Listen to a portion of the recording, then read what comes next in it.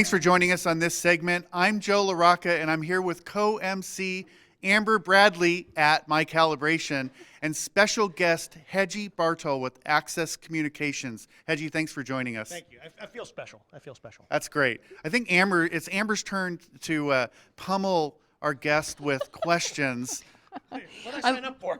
I don't know. I mean, we just pulled him out of the hall here and said, "Come on in, talk to us on camera." Victim. I'd like to think it's an easier experience than that, but we're gonna keep it serious for a moment, and then we'll get in. Joe's got some hot seat questions for you. I got some hot ones. That's true. So, Access, you guys really invest in industry research so you can learn how you can better equip your solutions to help the retailers. So, tell us about one of your most recent surveys that you guys conducted. We just conducted a what we call the IT retail survey, and this is a survey regarding surveillance and loss prevention and so forth, focused to the IT space. And we also engaged with some LP folks, but it was mainly for the IT department. And it was really an interesting survey. We've got the numbers that we posted out there, but it shows a pretty big disconnect between IT and loss prevention. No. Dun, dun, dun. Shocking, I know. But what was interesting is the disconnect throughout the different business units in retail was between the IT folks and the LP folks. They didn't see a big disconnect. Everybody else in the organization did. So that was interesting. The other interesting data that we found was that out of IT's budget for loss prevention projects, outside of PCI, they only spend about 6% on LP initiatives. Wow. Wow, that's incredible. Yeah. So, and I'm sure that's because the regard has always been, well, these are not IT products, these are not IT technologies and solutions, but that's changing. And I think that goes back to the partnership discussion I had with Gus earlier, that internally engage with those IT partners and other business units to help, leverage each other's expertise. So you're really building a bridge between departments, so that way they understand what they need, and then LP can understand what IT needs, and maybe it's even an easier conversation for the CFO. Absolutely. And when they understand not just each other's needs, but each other's requirements and challenges and hurdles that they have to get over themselves, it makes for a much better relationship for building each other's bridge and helping each other get over the hurdles. Joe, what do you got? Well, Hedgie, so when the IT people are meeting with their business partners in their world,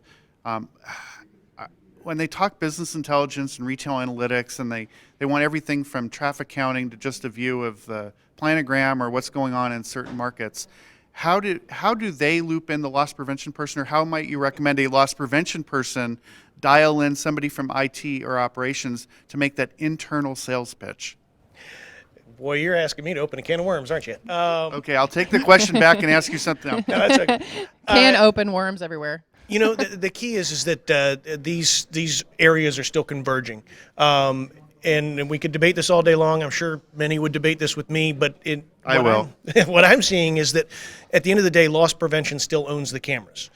From a liability standpoint and so forth, and knowing cameras and the surveillance technology, loss prevention still owns those cameras.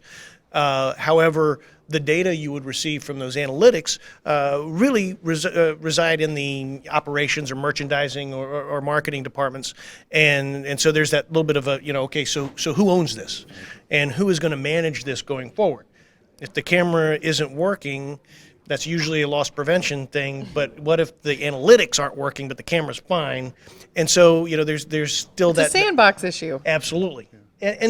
But it's coming together. People are starting to realize loss prevention says, well, by leveraging these analytics, I'm adding value to my tools and value to the organization. Right. And the joke has always been loss prevention people are called sales prevention, right? So now they can actually enhance sales with the tools that they use every day. And so the marketing, merchandising, and operations folks need to realize that they can't, and they really don't want to own the cameras, allow loss prevention to still own that piece. Got it. So let me ask a question from just a completely different perspective. If you're talking to a single store retailer, some small startup operation, the guy that owns the liquor store on the corner, or maybe he starts the guy. Not that Joe's ever been not, to the not liquor that I've store ever on been the there, corner. or even somebody opens their own restaurant. They go to Home Depot or they go to some home improvement retailer. They see camera systems. They can set up a do-it-yourself system. how is the Axis equipment different, or the commercial grade equipment different from what they might find off the shelf at a home improvement store? There are a lot of factors. First and foremost is probably just quality. Quality of video, quality of product, longevity. Can it handle being in a harsh environment? Can it handle moisture, dust? If you're a restaurant, maybe grease and things like that, and steam. The other thing is also total cost of ownership. Over time, what's that going to cost you in maintenance, and who is going to maintain it? Right. Who is going to install it? That's where the integrators become such a huge piece of this whole equation, because they are the ones that can not only put the best system in for you and help you design that, but support it, make sure it's installed correctly, and stand behind you the whole way. From an Axis standpoint, we have some camera models that could be for the residential small business, absolutely. Sure. And there are solutions out there now that are getting very, very cost effective. I won't go into detail and make it a sales pitch, but Thank you. But it is possible now. I could talk to you about a 4-camera system, full system, recording and everything, for about $1,000. Wow, that's Ooh, incredible. we're totally Listen, you're totally Yeah. on camera with that, so you may get quoted. So, thank you so much for joining us. You may be back with us, and we've got more movie quotes for you to do. But we're now going to talk about a film. I think we're going to talk about some of those movie so- quotes right now. Yes, because we were talking about before when you said, we were like, okay, if they made a movie about Hedgie's life, who would play you? But now we've learned that you would play you, probably, right? I would hope so. Because you're a member of SAG, or you've been in films. We're talking to a movie star right Wow. here. We said Can I a get movie your star may autograph? drop by. Absolutely. Later, I'll give it to I you want later. an autograph. My degree is in theater arts. I basically majored in unemployment. And I have done 2 films. I was in the film Renaissance Man with Gregory Hines and Danny DeVito. And I was also in a movie that went straight to video called Getting In with Christy Swanson and Andrew McCarthy. And They say that's not great, straight to video, but I think it could be the best. It's like a best kept secret, right? why don't you tell that to the Absolutely. folks on House of Cards or Turn or any of those?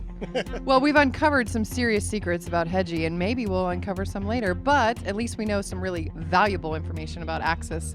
So I'm Amber Bradley with Joe LaRocca and Hedgie Bartol. Back to you, Gus.